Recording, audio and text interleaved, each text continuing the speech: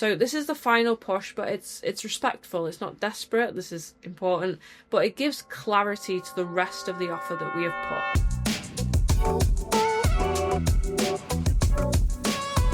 Hi, I'm Sara-Mai, Managing Director here at Madre. Madre is a B2B marketing agency specifically created for the automotive aftermarket. All of the insights that I share in these videos are how our clients have increased their awareness, their revenue, and their brand in order to become some of the leading companies in their category.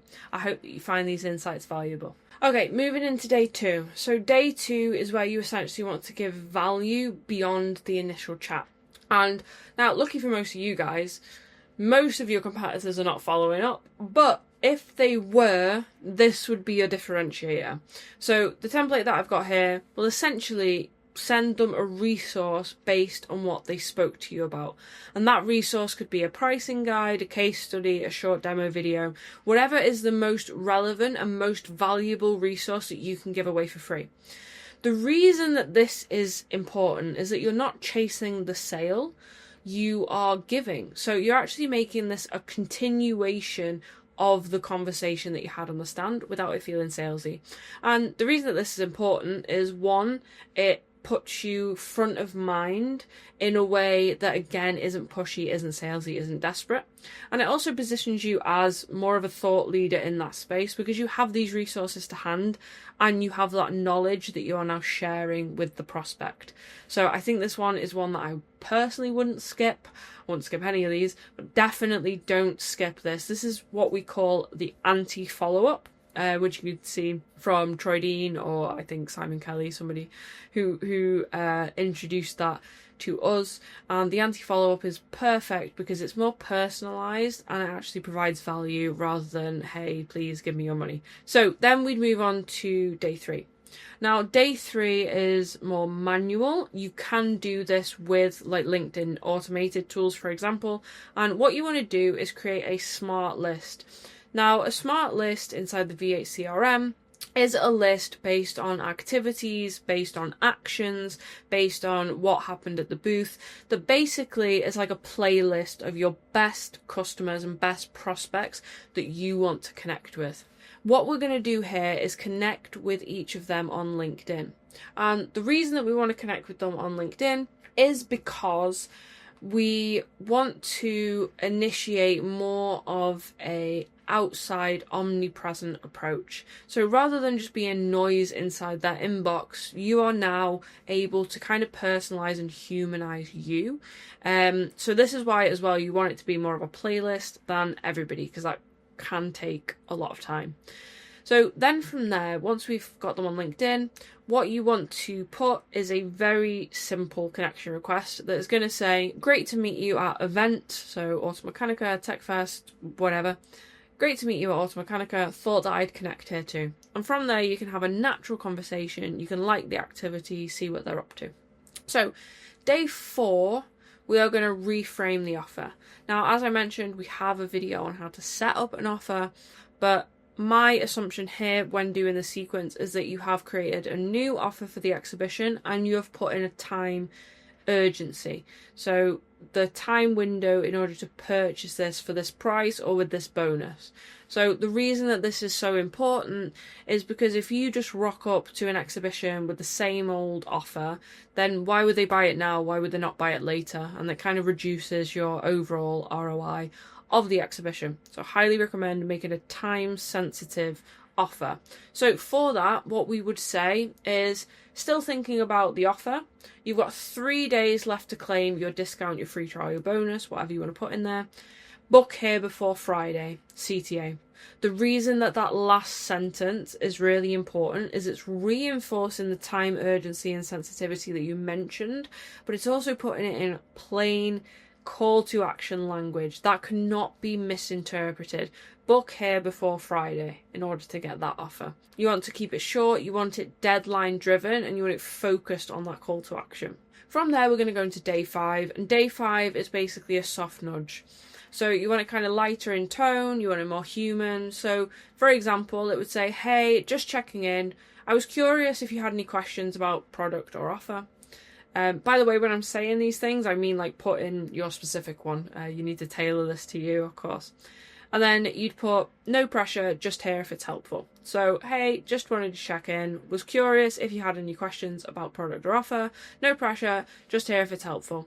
And then you want the subject line to use something like quick one, still on your mind, any thoughts? And these are just, you need to think of this as more as a text. It's more of a casual kind of follow-up that makes it look like a human has personalised it and just sent it off to them.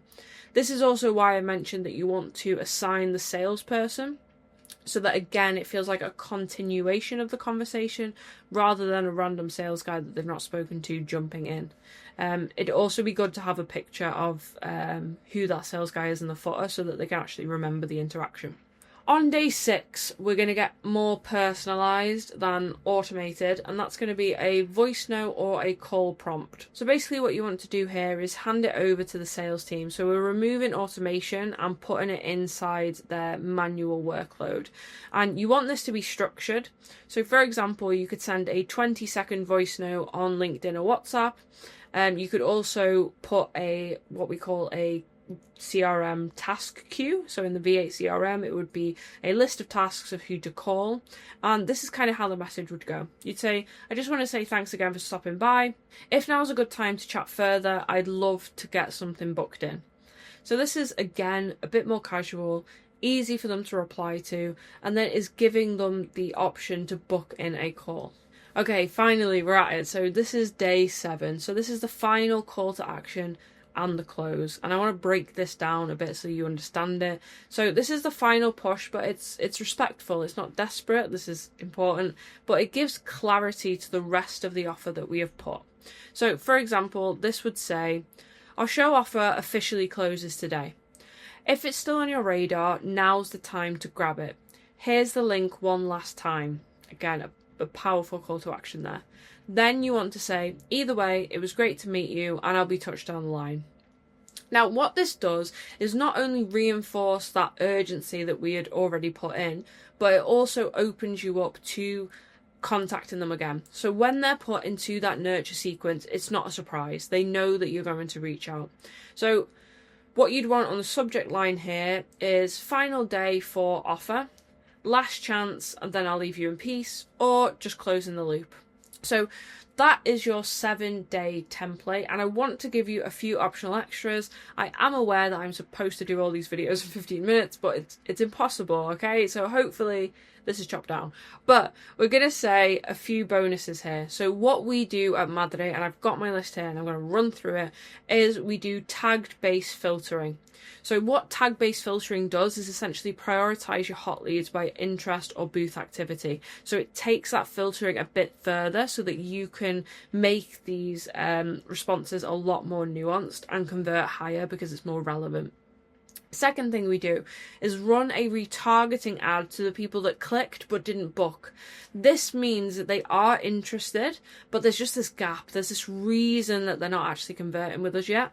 So we'll send them a retargeting ad on LinkedIn, on Facebook, on YouTube, whatever platform is the most relevant to that campaign, because it just gives them extra touch points, extra context and content in order to close that gap between kind of wanting to do business with us and not quite sure. Another thing that we do is for higher ticket offers, we will run this off for 14 days rather than 7.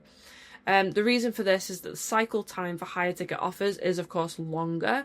There's more questions, there's more decisions. So lengthening that timeline, we've actually found converts higher because it allows you to handhold the prospects for a bit longer. Okay, finally, the final thing that I have done for you guys here is, as I mentioned, you can have a free trial of the V8 CRM with all of these templates set up for you. So this means that your next exhibition, you are completely ready to go.